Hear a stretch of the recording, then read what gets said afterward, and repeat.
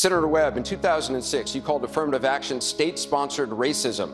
In 2010, you wrote an op-ed saying it discriminates against whites. Given that nearly half the Democratic Party is non-white, aren't you out of step with where the Democratic Party is now?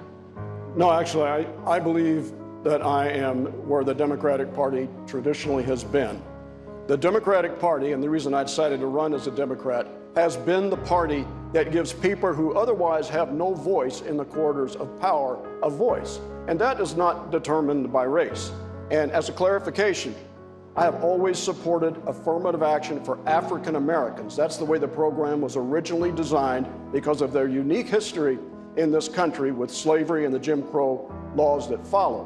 What I have discussed a number of times is the idea that when we create diversity programs that include everyone, quote, of color, other than white, struggling whites like the families in the Appalachian Mountains, we're not being true to the Democratic Party principle of elevating the level of consciousness among our people about the hardships that a lot of people who happen to be white have. My question for the candidates is, do Black lives matter or do all lives matter?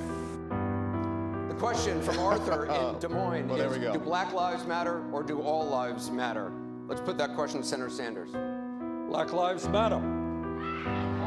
And the reason those words matter is the African American community knows that on any given day, some innocent person like Sandra Bland can get into a car, and then 3 days later, she's going to end up dead in jail.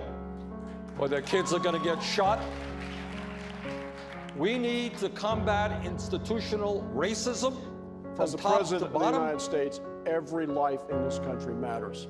At the same time, I believe I can say to you, I have had a long history of working with the situation of African Americans. We're talking about criminal justice reform. I risked my political life raising the issue of criminal justice reform. When I ran for the Senate in Virginia in 2006, I had Democratic Party political consultants telling me I was committing political suicide. We led that issue in the Congress. We started a national debate on it, and it wasn't until then that the Republican Party started joining in. I also represented a so-called war criminal, African-American Marine, who was wounded, who was convicted of murder in Vietnam for 6 years. He took his life 3 years into this. I cleared his name after 3 years. Thanks, and Senator. I put the African-American soldier on the mall. I made that recommendation and fought for it. So if you want someone who can stand up in front of you right now and say, I have done the hard job, I have taken the risks, I am your person. Franklin Delano Roosevelt once said, I ask you to judge me by the enemies I have made. You've all made a few people upset over your political careers. Which enemy are you most proud of? Senator Webb? I'd have to say the enemy soldier that threw the grenade that wounded me, but he's not around right now to talk to.